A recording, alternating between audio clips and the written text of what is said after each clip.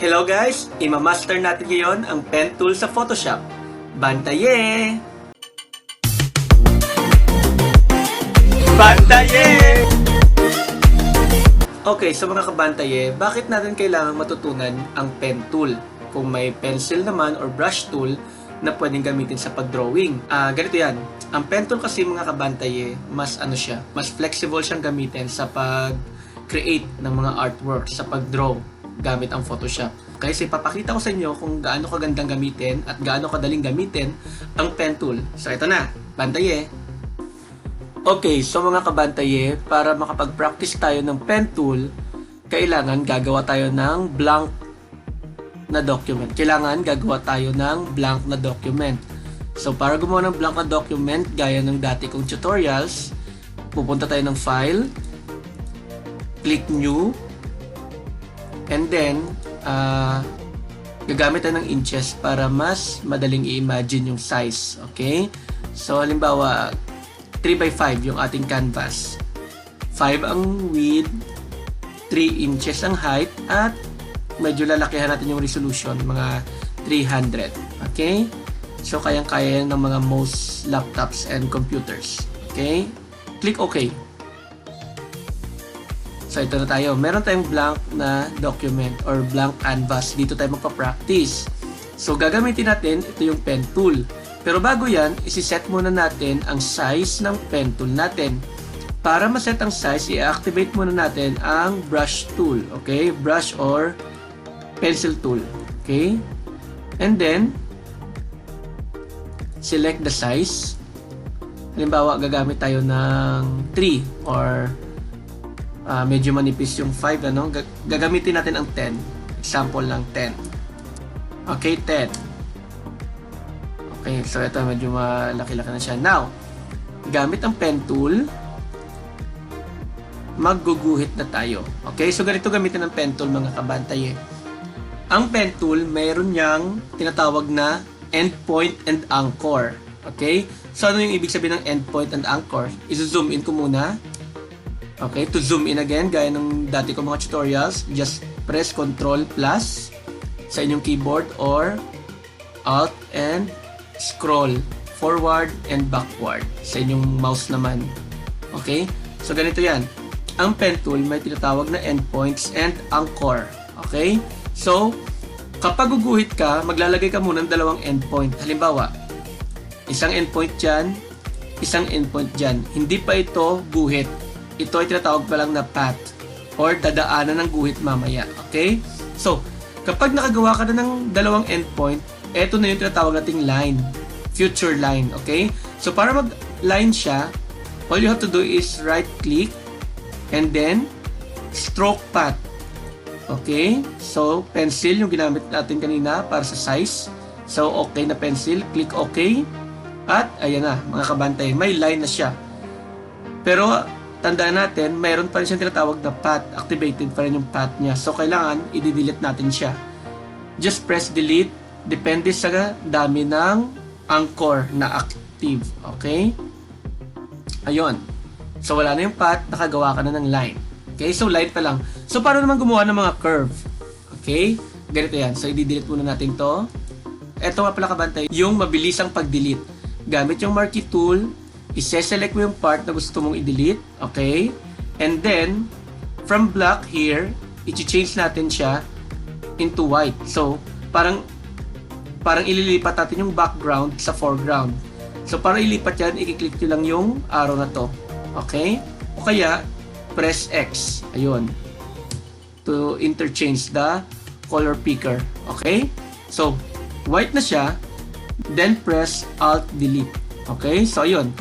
Tatakpan niya ng white yung part na sinelect mo using the marquee tool. So, mabilis yung pagbubura mo. And then, Ctrl D for deselect. And then, ibabalik natin siya ulit sa black. Okay. Now, balik tayo sa pen tool. Gagawa tayo ng curve line naman. So, gamit yung pen tool, magdi-decide ulit tayo ng endpoint. Okay. Another endpoint here. And then, we have a straight line. Okay. Hindi nga siya straight. Medyo diagonal siya. Okay lang. Now, gagawa tayo ng curve. So, para makagawa ka ng curve, kailangan maglalagay ka ng anchor sa gitna. So, click on the middle. Yon. Meron siyang anchor. Okay? Ito yung pwede mong idadrag pataas or pababa para makagawa ka ng curve. So, para madrag siya, press control. Ayun. Magbabago yung cursor mo and then hold the mouse. Pwede mo na siyang i-drag. Yun. Pwede pataas, pwede pababa. Okay. Ano naman yung dalawang antena na to? Ito naman yung adjustment kung gaano kalaki yung curve mo. So, using the control again, press control. You can drag the left antenna or the left endpoint of the anchor and drag again the right endpoint of the anchor. So, na-adjust natin kung gaano kalaki yung curve. Pwede rin patusok siya. Halimbawa, ayun. So, i-move lang natin closer sa anchor yung dalawang antenna. Medyo pointy na yung ating curve. So, yan yung purpose ng dalawang antenna na to. Okay? Pwede natin i-adjust yung size ng kanyang curve. At saka yung anchor naman, ginagamit natin para i-move naman into a curved line yung ating path. Okay, now, again, path pa lang siya, hindi pa siya line. Para mag-line siya, just click again, right click, and stroke path. And then click OK. Ayun, may line na siya. Okay, and then click delete. Okay, so, ganito lang kadali gamitin ang pen tool. Now, isi-share ko naman sa inyo kung paano gamitin ang pen tool in a much creative way. Okay? So, buburahin natin ito ulit. Gamit yung marquee tool. Okay. Nag-interchange na ako ng white. Alt-delete. Okay. Control-D to deselect. And then, click X again para bumalik siya sa dati niya. Okay. Now, ang maganda sa pen tool, mga kabantay, meron siyang tinatawag na stroke o hindi uniform yung width ng lines. Okay, so ipapakita ko sa inyo. Halimbawa, gamit ulit yung pen tool. Gagawa tayo ng S. O, halimbawa, ayan. Click ulit dito. Yun, letter S. Okay? Pag nag-right click ka, stroke path, at nag-okay ka, nagkakaroon siya ng uniform na width yung line niya. Depende sa size ng line mo na dinefine mo kanina sa pencil tool. Now, ang pen tool naman, meron siyang another way to make a line. Okay? So, ipapakita ko sa inyo. Gamit ang stroke path ulit. Kapag kinlik mo ang simulate pressure at nag-click ka ng OK, ayun, mga kabantay. So, medyo artistic yung line mo. Okay? I-delete natin yung path. So, hindi na siya uniform para talaga siyang dinrawing. Okay? May stroke na siya. So, ganyan lang kadali. Halimbawa, another one. Ito. Gagawa tayo ng dalawang line ulit. Gagawa tayo ng curve. Ayan. Right click, stroke path. Naka-check yung simulate pressure. Click OK. Ayun siya. Ito yung may simulate pressure. Ito naman kapag walang simulate pressure. Aalisin natin yung simulate pressure. Yun. Plain siya. Plain na curve. Ito naman, medyo may pointed, medyo may makapal. So, pwede mo siyang gamitin talaga sa mga artworks. Okay? So, ito yung madalas kong gamitin kapag nag-drawing ako, yung simulate pressure. Okay, so mag-drawing na tayo. Okay? So, gamit ulit yung marquee tool, Alt-Delete. Halimbawa, mag-drawing tayo ng pato, ulo ng pato, okay? Duck. So, kailangan kapag nag-drawing ka, ganun pa rin. Gaya ng manual na pag-drawing. I-imagine mo muna kung ano yung i-drawing mo. So, halimbawa, duck. So, gamit yung same pa rin ha, mga kabantay 10 pa rin yung size ng pencil natin kasi nga parang maganda yun naman yung lines niya sa 10. Kung hindi kayo satisfied sa 10, pwede nyo i-adjust. Okay? Now, gamit ulit yung pen tool, guguhit tayo ng ulo ng duck. So, ganito yan. According sa imagination ko, gagawa muna ako ng curve. Medyo lalakihan ko yung curve. Okay. Yon. Tapos, sandali. Hindi pa. Ito, medyo, pwede natin i-adjust to. Okay? Just click control again. Pwede mo siyang hilahin. Okay, sandali.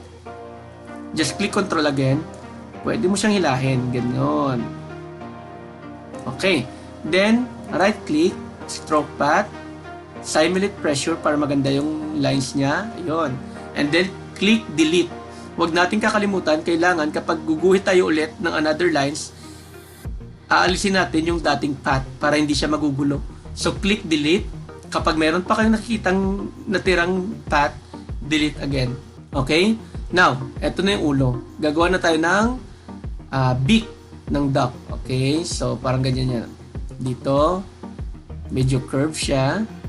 Maganda talaga kapag gumuguhit yung nag-overlap yung mga lines, ano? Pero hindi naman masyadong malaki yung overlap niya. Okay? So, mag-curve siya dyan. Okay, ganyan. Okay? Stroke path again. Simulate pressure, naka-check. Good. Delete the path. Okay. And then, dito naman ako magsisimula. Papunta dito.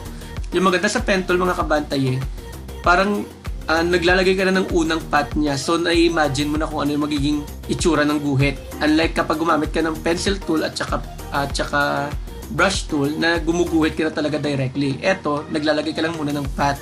So, pwede mong ma-imagine yung dadaanan ng guhit. Okay? Okay, now, eto, maglalagay tayo ng anchor. Okay. Another anchor here. Isa pang anchor dito. Yon. Okay, and then medyo lalakihan ko dito. So, again, kapag gumagamit ka ng pen tool, dapat imaginative kayo. Okay? Medyo pangit yung pagkakagawa ko dito. Ayun. So, eto na, parang beak na siya ng duck. Mag-stroke path na tayo. Okay, delete the path. Ayun. Nakikita nyo ng mga kabantay, parang nagiging beak na siya. Okay, ng duck. Okay? So, tatapusin natin. Oops. Tapos dito lalagyan natin. Parang cartoonish, ano? Yan. Parang Looney Tunes. Okay? Ayusin natin dito. Ito yung maganda sa pen tool. Pwede mong ayusin yung path. Okay? Para perfect talaga yung lines niya later on. Okay? And then another curve. Stroke path. Ayun. So, ganun. So, depende pa rin mga kabantay kung gaano kakagaling mag-illustrate. Okay? So, ito, at least parang pato na talaga siya, no?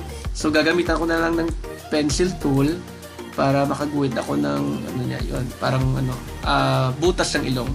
And then, maglalagay ako ng mata. Try natin tapusin yung mata, okay? So, gagawin natin parang cartoons siya, okay? Parang cartoons. So, again, parang hindi ako ganun talaga kagaling mag-drawing.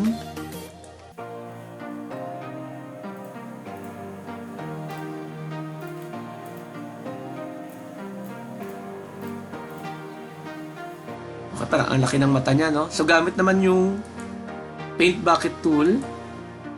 Okay, bubuhusan natin ng black. Ayun. And then, gamit ulit yung pencil tool. Okay, gagamitan natin ng white na foreground. Maglalagay tayo ng white dito para parang may kinang yung mata niya. Ayan. Parang napakalaki ng mata ng pato ko, ano? Pero sige lang. And then, ibabalik natin sa black ulit. Okay, so cartoons siya, cartoons. Okay.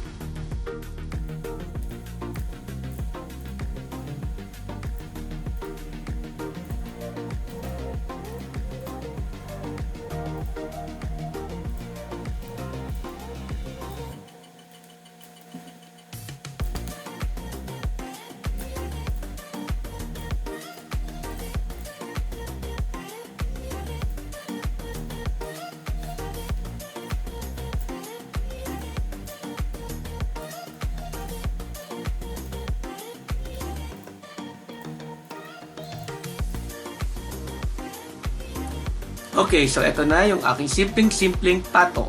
Okay? So kukulayan natin. Halimbawa, pangit naman kapag black, ano, white. Brown na lang, brown. May brown ba na pato? Oh, meron. Okay.